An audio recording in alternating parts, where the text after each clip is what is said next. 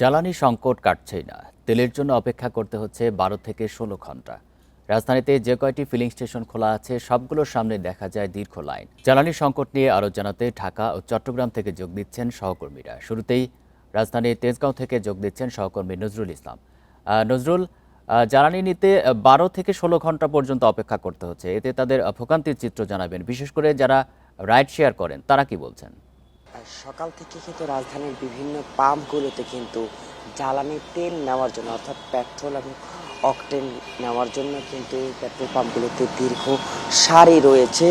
সেটি রেখেছে। আমি এখন অবস্থান করছি রাজধানীর তেজগাঁর একটি ফিলিং স্টেশনে। সেখানে কিন্তু আমরা দেখছি যে বিশেষ করে রাইডারের পাশাপাশি কিন্তু লরি, যে মালবাহী লরিগুলো রয়েছে সেগুলোও কিন্তু দীর্ঘ লাইন ধরে আছে। একই সাথে পেট্রোল পাম্পগুলোতে যারা মোটরসাইকেল রাইড করে এবং রাইড শেয়ারিং করে তারাও কিন্তু দীর্ঘ লাইন দিয়ে রাখছে। দীর্ঘ লাইনের পাশাপাশি তারা আসলে অলস সময় কাটাচ্ছে, কারণ এই পেট্রোল পাম্পটিতে এখন পর্যন্ত তেল দেওয়া শুরু হয়নি।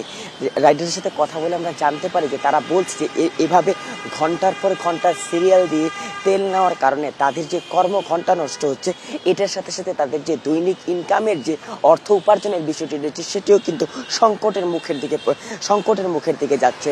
সেই সাথে তারা কেউ বলছে যে ফজরের নামাজের পর থেকে শুরু করে কিন্তু এখন অবধি সকাল ৮টারও বেশি কিছু, প্রায় ৯টা বাজতে শুরু করছে, সেই জায়গাতেও কিন্তু তারা আসলে সেই জায়গাতে তারা আসলে সেই সিরিয়াল দিয়ে রাখছে। আমরা দেখতে পাচ্ছি যে বাইকগুলো তেজগাঁর একটি পাম্পে আছে। সেই তেজগাঁর পাম্পটি হলো সেটি ঢাকার ফার্মগেট মুখে যাওয়ার মধ্যে যে রাস্তাটি রয়েছে সেই পুরো রাস্তাটিতে কিন্তু আসলে ফুটপাত দখল করে কিন্তু বাইকের সিরিয়াল দিয়ে রাখা আছে, যে এগুলো আসলে মূলত তেল নেওয়ার জন্য লাইন। এই বাইকাররা বলছে তারা কেউ ফজরের নামাজের পরে এসেছেন, কেউ ভোরের দিকে এসেই মূলত তারা সিরিয়াল দিয়ে রেখেছেন, কিন্তু এখন পর্যন্ত পাম্পগুলোতে তেল পাওয়া যাচ্ছে না। এর পাশাপাশি কিন্তু আসলে প্রাইভেট কারও রয়েছে এবং মালবাহী লরিও রয়েছে। তো সব কিছু মিলিয়ে এই ছিল আমার কাছে রাজধানীর পেট্রোল পাম্পের তেলের সবশেষ খবর। নজরুল, আপনি থাকবেন আমাদের সাথে। আমরা এবার চট্টগ্রামের পরিস্থিতি জানবো। সেখান থেকে যুক্ত আছেন সহকর্মী আবদুল্লাহ রাকিব। রাকিব, চট্টগ্রামে কতগুলি ফিলিং স্টেশন থেকে তেল দেওয়া হচ্ছে, সেখানে মানুষের ভোগান্তির চিত্র জানাবেন। জি, চট্টগ্রামে বিপিসির তথ্য অনুযায়ী চট্টগ্রাম মহানগরী এবং জেলা মিলিয়ে ১২৫টি পেট্রোল পাম্প রয়েছে, কিন্তু গত প্রায় ১.৫ মাস ধরে আমরা দেখছি অর্ধেকেরই বেশি ফিলিং স্টেশন দিনের বেশিরভাগ সময় বন্ধ থাকছে, এবং যেগুলোতে খোলা পাওয়া যাচ্ছে অর্থাৎ যে সমস্ত পেট্রোল পাম্পে তেল দেওয়া হচ্ছে সেগুলোতে দিনের অর্ধেক সময় দেওয়া হচ্ছে, কারণ তাদের যে পরিমাণ প্রতিদিন তারা পেয়ে থাকেন, অর্থাৎ যেটি নিয়মিত সময় তারা প্রায় পুরো পেতেন সেটি এখন অর্ধেকে নেমে এসেছে। অর্থাৎ আমরা এখন যে পেট্রোল পাম্পটিতে আছি নগরীর ওয়াসার মোড়ে, এটি স্বাভাবিক সময়ে তারা ১৮,০০০ লিটার অকটেন এবং ডিজেল পেতেন, কিন্তু এখন এই সময় তারা ৯,৫০০ লিটার পাচ্ছেন। ফলে দিনের অর্ধেক, অর্থাৎ গতকালকে বিকেল পর্যন্ত তারা দিতে পারলো, এরপর থেকে অর্থাৎ এখন পর্যন্ত তাদের অকটেনের যে ছিল সেটি আসলে ফুরে গেছে। এখন শুধুমাত্র ডিজেল দিতে পারছেন, ফলে ডিজেলের চাহিদা তারা এখানে পূরণ করতে পারলো। অকটেনের জন্য যেসব গাড়িগুলো রয়েছে, বিশেষ করে মোটরসাইকেল এবং অন্যান্য যানবাহন, সেগুলো এখনও অপেক্ষা করছে।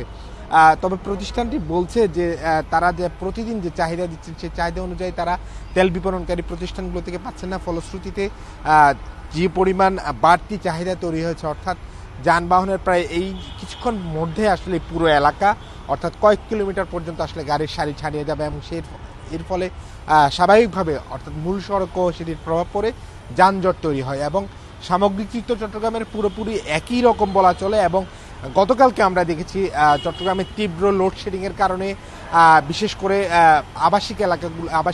আবাসিক ভবনগুলো, মার্কেট, রেস্টুরেন্ট, সেখানে যে জেনারেটর, সেই জেনারেটরের জন্য ডিজেলের বাড়তি চাপ আমরা দেখেছি পেট্রোল পাম্পগুলোতে, এবং অধিকাংশ পেট্রোল পাম্পগুলোতে গতকাল ডিজেল ছিল না। তবে আজকের পরিস্থিতি এখন পর্যন্ত বলা যাচ্ছে না, কারণ বেশিরভাগ পেট্রোল পাম্পে এখনও বন্ধ রয়েছে।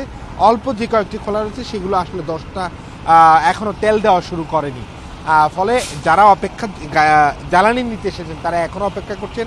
তবে সুখবর হলো গতকালকে রাতে মালয়েশিয়া থেকে ২৭,০০০ টন অকটেন নিয়ে একটি জ্বালানিবাহী জাহাজ চট্টগ্রাম বন্দরে ভিড়েছে। এর আগে বিকেলবেলা দুটি জাহাজ ডিজেল নিয়ে ৭৪,০০০ টন ডিজেল নিয়ে চট্টগ্রাম বন্দরে ভিড়েছে। তবে এই এত পরিমাণ জ্বালানির দেশে আসার খবরও আসলে যারা গ্রাহকরা রয়েছেন তাদের মধ্যে স্বস্তি নেই। তারা বলছেন যে সরকারের তরফ থেকে বারবার বলা হলো, কিন্তু বাস্তবে চিত্র একেবারেই ভিন্ন।